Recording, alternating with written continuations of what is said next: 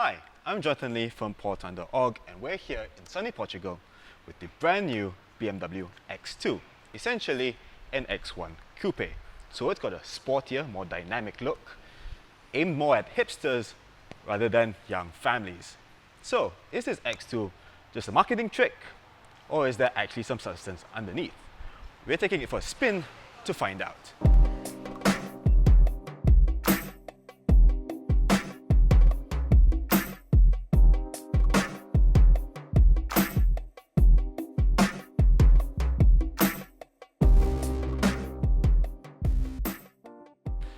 Let's start with what's under the bonnet. At launch, there's the S-Drive 20i, the X-Drive 20d, and the X-Drive 25d. This one is the X-Drive 20d, making 190 horsepower and 400 Nm of torque. The one we're getting is the S-Drive 20i with a 2-litre petrol engine, making 192 horsepower and 280 Nm of torque. This here has an 8-speed automatic transmission. The one that we're getting has a 7-speed dual clutch transmission. And while this is 4-wheel drive, the S-Drive 20i is front-wheel drive only. Now the styling is the main differentiator between this and the X1, so it's a good job that this looks way different from the outside. There's not a single piece here that's shared with the X1. At the front, you have these trapezoidal double kidney grills, which give it greater road presence. It's actually a first for a BMW. And then along here, you have these hexagonal corona ring daytime running lights and full LED headlights. Along the side, these wheels, they measure up to 20 inches, like you see here, and the squared off wheel arches have an angled look to them, which BMW says makes it look like it's moving while it's still standing still. Then you have this roof line, which is stretched and fairly low slung, give it that sort of coupe look, and you've got slim windows for a more dynamic look. The badges you see here, they hark back to the classic BMW coupes like the 2000 CS, the 3000 CS, and so on. On the back, you have these L-shaped LED taillights, which are classically BMW.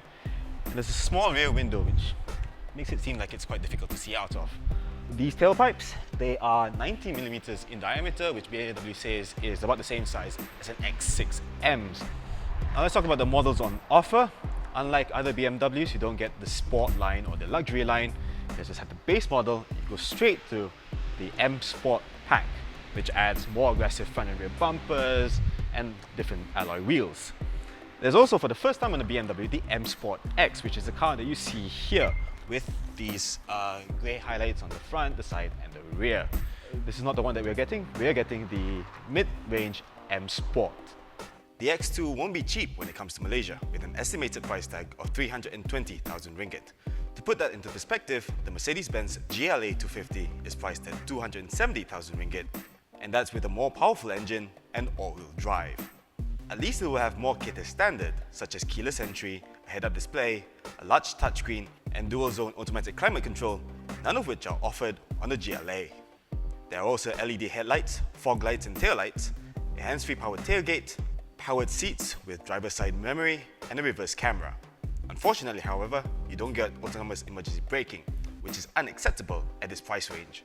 Inside, it's kind of the same as the X1 in terms of design of the dashboard and so on.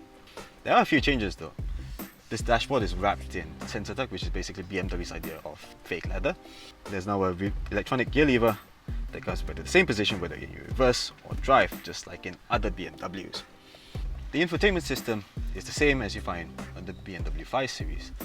There's a tiled interface and live information on the home screen. The one that you see here is the one that we'll be getting. It's an 8.8-inch screen for the professional navigation system with touch function. As with most BMWs, the basics are well taken care of. The seating position is excellent and there's plenty of support from the seats. There's also great visibility at the front, although the small rear window does mean that rear visibility is impaired slightly. There's also plenty of legroom, and even though there's a panoramic sunroof, there is still enough headroom right here. Now, let's look at the back, shall we? It's in the back here where the BMW X2 struggles a bit. Headroom is actually pretty tight, and this high sill means that it feels quite claustrophobic in here, so it's not the best if you have children. However, there's plenty of legroom, even with the front seat set to my driving position, and you get aircon vents and a rear armrest with dual cup holders. Open the tailgate, which is powered on this one, and you get 470 litres, which is 35 litres less than the X1. However, it's still plenty big enough for all your luggage, and remember, if you want a more practical car, there's always the X1. Now, let's go for a drive, shall we? So, let's talk about performance first. The car we're driving is an xDrive 20D, the 2-litre turbo diesel making 190 horsepower and 400 Newton meters of torque. There's an 8-speed automatic transmission driving all 4 wheels. With all that, 0 to 100 is done in 7.7 seconds and go all the way to 221 kilometers an hour. It also has a combined fuel consumption figure of between 4.6 and 4.8 litres per 100 kilometers. But what's it like in the real world? It's not too bad actually. There's a little bit of turbo lag when you're going down low. Once it gets going, it pulls cleanly all the way to the red line. Being a typical BMW turbo diesel, there's a little bit of rattle at idle, but once you get going, it's smooth and quiet. However, there is quite a lot of road noise and wind noise at speed, so it's not exactly the most refined car out there. We won't be getting this engine, however. Instead, we're getting the xDrive 20i, which uses a 2-litre turbo petrol engine making 192 horsepower and 280 Newton meters of torque, driving the front wheels through a 7-speed dual-clutch transmission. Now, Malaysians are quite skeptical when it comes to double-clutch transmissions, to say the least, so we'll have to try it out in Malaysia to see if it's any good. Mechanically, the X2 rides on the same UKL platform as the X1, but with numerous changes to make this a sportier car to drive. The body, for example, is 10% stiffer than the X1, and the springs, dampers, and anti-roll bars have been adjusted to suit. BMW has also increased the front camber to reduce understeer. This car is also fitted with the M Sport suspension, which is 10mm lower than standard, and it comes with preloaded bushings for better control of body movements. It's also sports steering, which has a quicker ratio. Put all that together, and the result is a car that really does feel quite sporty. Sure, the steering may be lacking in feel, but it's quick and accurate and allows you to place it exactly where you want it to be.